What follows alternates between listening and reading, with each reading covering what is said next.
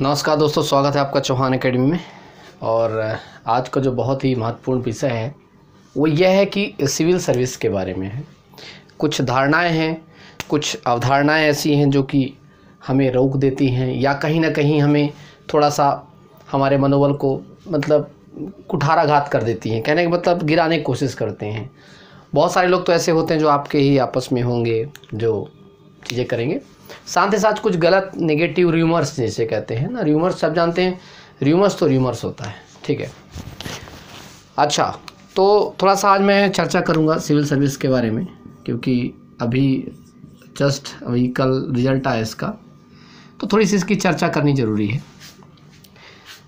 सबसे पहले उन सभी लोगों को बहुत बहुत धन्यवाद, बहुत बहुत बधाइयाँ जो लोग सिविल सर्विस में पास हुए और रैंक लाए, और उन लोगों को भी बहुत बहुत बधाइयाँ जिनका सिलेक्शन नहीं हुआ लेकिन फिर भी वो पूरे चरणों में प्री मेंस इंटरव्यू तक डटे रहे। और मुझे उम्मीद है कि वो आगे भी लग जाएंगे, उन्हें कोई ज़्यादा फ़र्क नहीं पड़ेगा, वो फिर से शुरू करेंगे और उनमें से जो वाकई में अच्छे मेहनत करेंगे वो निकलेंगे। और इसका बिल्कुल मतलब मत समझें कि जो नहीं सफल हुआ है वो मेहनत नहीं किया है। आपने एग्ज़ाम दिया, आप एग्ज़ाम में क्वालिफाई हुए, आखिरी में लिस्ट नहीं आई, आप सफल हैं, सेलेक्ट नहीं हुए हैं आप, बस अलग चीज़ है। तो जीवन में बहुत सारे ऐसे एग्ज़ाम भरे पड़े, एग्जाम्पल भरे पड़े हैं, उदाहरण भरे पड़े हैं हमारी ज़िंदगी में, जिन्होंने आईएएस का एग्ज़ाम अगर नहीं किया है तो भी उन्होंने आईएएस से बढ़कर कुछ किया है। अब ये खुद पे निर्भर करता है कि आप अपने आप को क्या समझते हैं। मैं एक ही चीज़ बार बार कहता हूँ कि एग्ज़ाम किसी भी व्यक्ति की क्वालिटी और किसी भी व्यक्ति की काबिलियत डिफ़ाइन नहीं करता है। आपके अंदर बहुत बड़ा हुनर हो सकता है, आपके अंदर एक सिंगर छुपा होगा, आपके अंदर एक एक्टर छुपा होगा, आपके अंदर एक लीडर छुपा होगा, आपके अंदर एक बिजनेसमैन छुपा होगा। मैं आरबीआई गवर्नर की एक बार और हमारे पूर्व जो अर्थशास्त्री जो भारत सरकार को सहयोग देते थे, एडवाइजरी थे, उन्होंने एक बार कहा था कि मैं यूपीएससी में अपियर हुआ, एक दो बार दिया, उसके बाद मेरा नहीं हुआ तो ओके कोई बात नहीं, मैं नहीं दिया, फिर मैं अपने काम में लग गया और फिर आगे चल के देखो क्या बने, आप कुछ पता ही है, कितने आईएएस आईपीएस उनके पीछे घूमते हैं। तो कहने का मतलब मेरा यही है कि बिल्कुल भी इस चीज़ का दिमाग में ना रखें कि ऐसा हो गया तो क्या होगा, कुछ नहीं हुआ। बहुत सारे लोगों को दिमाग में बिल्कुल चला जाएगा, यार अब मैं तो बिल्कुल सब कुछ ख़त्म हो गया, सब कुछ सिविल सर्विस है। अच्छा, ये सबसे बड़ी दिक्कत है हिंदुस्तान की कि हम क्या है, दो चीज़ बड़ी ख़तरनाक हो गई हैं, एक तो सरकारी नौकरी और एक भारत में क्रिकेट। मतलब क्रिकेट ने दूसरे गेम को पूरी तरह से दबा दिया, जबकि दूसरे गेम बहुत महत्वपूर्ण है। गेम तो गेम है। उसी प्रकार से कुछ तथाकथित सरकारी नौकरियों ने लोगों के अंदर एक, जैसे पुलिस में नौकरी हो, जैसे एग्जीक्यूटिव में जाते हैं, जैसे आप सिविल सर्विस की नौकरियाँ हो, इन्होंने क्या कर दिया है कि दूसरे काम को पूरी तरह से भ्रष्ट कर दिया है। पूरी तरह भ्रष्ट का मतलब है एक प्रेशर कर दिया उस पर, उसको निगलेक्ट समझा जाता है। जबकि मैं आपको पिछली वीडियो मैंने बताया था कि इस हिंदुस्तान में नहीं, पूरे वर्ल्ड में आप चले जाइए तो हिंदुस्तान को छोड़ करके बाकी दूसरे देशों में देखेंगे तो इतना सिविल सर्विस के लिए हा हल्ला नहीं मचता है।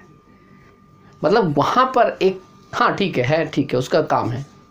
अब हिंदुस्तान में कुछ दूसरा रीजन रहा है, अंग्रेजों का शासन रहा है, फिर अंग्रेजों के समय से सिविल सर्विस का एक अलग व्यवहार रहा है, तो नौकरशाही रही है, तो नौकर कम उत्साह ज़्यादा बने तो लोगों को लगा कि यही सब कुछ है। तो मैं आपको हकीकत बता देता हूँ कि आप जो भी करेंगे बेस्ट करेंगे आप, मुझे यकीन है आप पर। आपने अगर सरकारी नौकरी नहीं भी है तो अगर आप प्राइवेट भी करेंगे तो बहुत महत्वपूर्ण, मैं तो मानता हूँ भाई। मेरे हाथ में देखो ये मार्कर है, ये बोर्ड है, ये जो मैं जिस टेक्नोलॉजी का यूज़ कर रहा हूँ, ये किसी आईएएस आईपीएस ने बनाया यार। उसको तो इसका काखा का भी नहीं पता होगा, मुझे नहीं लगता कि कैसे बनाते कैसे नहीं बनाते हैं, मुझे नहीं पता कि उसे पता होगा नहीं पता होगा। और इसको बनाया होगा कि इंजीनियर ने बनाया होगा, ठीक है, एक वर्कर ने बनाया होगा, वहाँ पर एक प्राइवेट काम करने वाले ने बनाया होगा, कितना मेहनत किया हो, कितना टैलेंट होगा उस पर। और आज उसकी बनी हुई चीज़ पर पूरी दुनिया राज कर रही है, पूरी दुनिया पूरे उस पर अपना सर्वाइव करती है। तो आप लोग बहुत हैं, बेस्ट हैं। जिन लोगों ने सफल नहीं हुए हैं, जिसमें इसमें सेलेक्ट नहीं हुए हैं, वो अपने आप में सफल हैं। आपने एक बहुत बड़ी जर्नी को, इस यात्रा को पूरा किया है। आप सभी को मेरा नमस्कार है, तहे दिल से स्वागत है, सैल्यूट है आप सभी को। आप बहुत अच्छे हैं, यू आर द बेस्ट। जैसे हैं वैसे बहुत अच्छे हैं। निराश हैं थोड़ा तो एक बार पेरेंट्स से बात करके देखें, वो आपको यही कहेंगे, बेटा यू आर द बेस्ट। और याद रखना, दुनिया के लिए बेस्ट होने की आवश्यकता ही नहीं है यार। एक बात बता दूं आपको, इस दुनिया को कोई मतलब ही नहीं है। वो तब तक आपका मतलब है आपसे उसका, जब तक उसका अपना मतलब है, बस, बाकी कोई मतलब नहीं है। इस दुनिया में सही मतलब ही अगर कोई है आपसे, सही जो आपसे, आपके रोने पर भी उनको दुख होता है, आपके हंसते पर हंसी आती है, वो आपके पेरेंट्स हैं, और ले दे के एक दो आपके दोस्त, बहुत खास, बहुत खास। मैं तो डेली ऑनलाइन यूट्यूब पे होता हूँ और आप बात कर रहा होता हूँ, तो मैं कितनी भी अच्छी चीज़ बता दूँ, मतलब लोग देखना भी ठीक है। अभी मान लो इसी वीडियो को देखो, अब इस वीडियो में मैंने सिंपल सी बात बताया कि सफलता जो है आपके अंदर है। अब इसमें देखना है नहीं कि जरूरी नहीं कि मुझे 1000 ही लाइक्स मिलेंगे, डिसलाइक भी मिलेंगे, कुछ लोग नेगेटिव कमेंट भी करेंगे।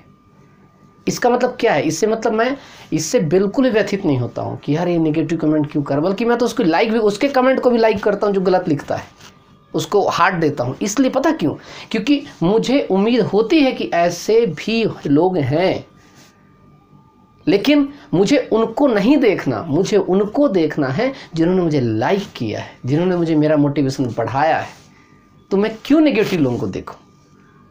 कुछ लोगों ने कहा सर आप बहुत अच्छा हंसते हैं, कुछ लोगों ने कहा सर आप हंसते हैं तो मुझे नेगेटिव वाइब्स आती है। मतलब इसका मतलब वो मेरे हंसने से उस जल रहा है बेचारा, मुझे दुख हुआ इस बात को लेकर। तो मैं क्या करता, बोले सर आपकी स्माइल बहुत अच्छी है, एक ने कहा सर आपकी स्माइल बहुत गंदी है। अब देखिए, अब मैंने अगर अच्छा सहा है तो मुझे गलत भी सहना पड़ेगा। याद रखिए, आज अगर हंस रहे हैं ना तो रोने के लिए तैयार रहिए आप। तो सिविल सर्विस में जिन लोगों ने सिलेक्शन लिया है या किसी भी नौकरी में सिलेक्शन लिया है तो दैट्स गुड। जिन्होंने नहीं लिया है तो कोई बैड नहीं हुआ, कुछ नहीं, बल्कि आप सोचिए कि बहुत अच्छा है, चलिए अगला कुछ करेंगे। तो सिविल सर्विस के लिए कुछ धारणाएं हैं, खासकर मैं अभी जो चर्चा कर रहा हूँ हिंदी माध्यम के बच्चे के लिए कर रहा हूँ। बहुत सारे लोगों को पता नहीं है कि हिंदी माध्यम में जब स्टूडेंट होता है या इंग्लिश माध्यम में होता है, दोनों, तो दोनों के लिए है, क्योंकि ये हिंदुस्तान है। और हिंदुस्तान में एक अच्छी चीज़ जान लीजिए, अगर आपसे इंग्लिश नहीं आती है अच्छा है, कोई बात नहीं, लेकिन अगर आपसे हिंदी नहीं आती है, आप हिंदी भाषी हैं, तो थोड़ा सा बुरा है, मैं मान के चलता हूँ। आप यार इंग्लिश बोलते हो, ठीक है, इंग्लिश बोलते हो, ग्रामेटिकली बहुत मिस्टेक हो जाती, कोई बात नहीं, छोड़ो ना, विदेशी लैंग्वेज है, विदेशी लैंग्वेज में मिस्टेक तो होगी होगी, हमारी क्या मतलब, कोई दिक्कत नहीं, अच्छी चीज़ है मिस्टेक हो। आपको खूब लोग कहेंगे कि अरे अच्छे से इंग्लिश बोल ले, पहले इंग्लिश बोलना तो सीख ले। तो उसको बोलना, ठीक है भाई तेरे बाप दादा ने बोला था, नहीं ना तू बोल रहा है ना, ऐसे मेरा बच्चा ही बोल लेगा, मैं भी कहीं बोल लूँगा, पर मैं हिंदी बोल लेता हूँ। एक हाइट ऑफ, मतलब मैंने कहते हाइट ऑफ एटीट्यूड ज़बरदस्त होना चाहिए आपका, और इसको रजू रखना है। तो कई बार क्या होता है कि इंग्लिश जो लेक्चर, जो इंग्लिश मीडियम के स्टूडेंट होते हैं, वो भी रिटर्न में तो सही होते हैं, लेकिन इंटरव्यू में इंग्लिश सही से वो नहीं बोल पाते हैं। या हिंदी माध्यम का स्टूडेंट होता है तो उसको डर होता है कि मैं अगर इंग्लिश माध्यम में अगर मेंस दे लूँगा तो मेरा इंटरव्यू इंग्लिश में होगा। मैं आपका आज पूरी आपकी धारणाएं कंप्लीट कर देता हूँ इसके बारे में। ऐसा कुछ नहीं है। आप पीटी मान लीजिए किसी माध्यम दे रहे हैं, ठीक है, प्रीलिम्स एग्जाम किसी माध्यम दे सकते हैं। जब मेंस देते हैं तो मेंस में आप कोई भी मीडियम ले लीजिए, हिंदी ले लीजिए या इंग्लिश ले लीजिए, ठीक है। मान लीजिए कुछ बच्चे क्या करते हैं, इंग्लिश मीडियम ले लेते हैं, लेकिन अब उनको डर होता है इंटरव्यू का। तो मैं बता दूं, इंटरव्यू में फिर एक बार आपसे फॉर्म भराया जाता है, वहाँ पूछा जाता है आपको कौन सा मीडियम में इंटरव्यू देना है। अच्छा, ये बात बहुत कम लोगों को पता है। अच्छा, बहुत सारे लोग अभी नीचे कमेंट भी करेंगे, ये कैसी बात कर रहे हो। हाँ जी, मैं वैसी बात कर रहा हूँ कि मेरे बहुत सारे मित्र हैं, बहुत सारे ऐसे जानकार हैं, दोस्त हैं, जिनसे मेरी चर्चा होती है, बात होती है, जो सेलेक्ट हैं, they are working as IAS and as IPS। तो उनसे मेरी बात हुई, उन्होंने कहा नहीं, वहाँ पर भी आप ऐसा कर सकते हैं, और वहाँ पर इंटरव्यू में भी आप लैंग्वेज सेलेक्ट कर सकते हैं कि आपको हिंदी में इंटरव्यू देना है कि इंग्लिश। इसका मतलब कि इंग्लिश मीडियम का स्टूडेंट चाहे तो हिंदी में इंटरव्यू दे सकता है, और हिंदी मीडियम के स्टूडेंट चाहे तो हिंदी में देगा ही। तो ये एक धारणा थी, जो गलत धारणा, उसको मैं थोड़ा सा क्लियर आउट करना चाहता हूँ, क्योंकि ये बहुत कम लोगों को पता होता है। खासकर उनको तो पता है जो लोग इंटरव्यू देने जाते हैं, बाकी उन लोगों को बिल्कुल नहीं पता होता है जो इंटरव्यू नहीं देते हैं या इंटरव्यू तक नहीं जा पाते हैं या अभी नया नया प्रिपरेशन शुरू करते हैं। तो इसलिए मैं आपको इसमें पूरी की पूरी चीज़ें बता दी आपसे, और आप अच्छा प्रिपरेशन करिए, आप लगे रहिए। अभी पीटी होने वाला है 2 जून को, बहुत तरीके से दीजिए। और मैं फिर से बता रहा हूँ कि इस 2 जून के पेपर को में भी आप अपनी 2 महीने की स्ट्रैटेजी बनाइए, स्ट्रैटेजी बना करके पेपर दीजिएगा, पिछले क्वेश्चन पेपर को देख करके। और ज़्यादा पढ़ने की आवश्यकता नहीं पड़ती है।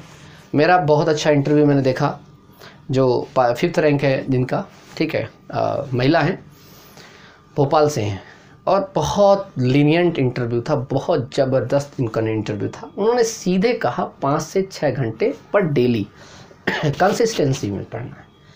मैं ऐसा इंटरव्यू अच्छा मानता हूँ जो सत्य हो। मैं 10-15 घंटे पढ़ती हूँ, 18 घंटे पढ़ता हूँ, ये सब बकवास बिल्कुल भी व्यर्थ है। मतलब डाइजेस्ट नहीं होती है।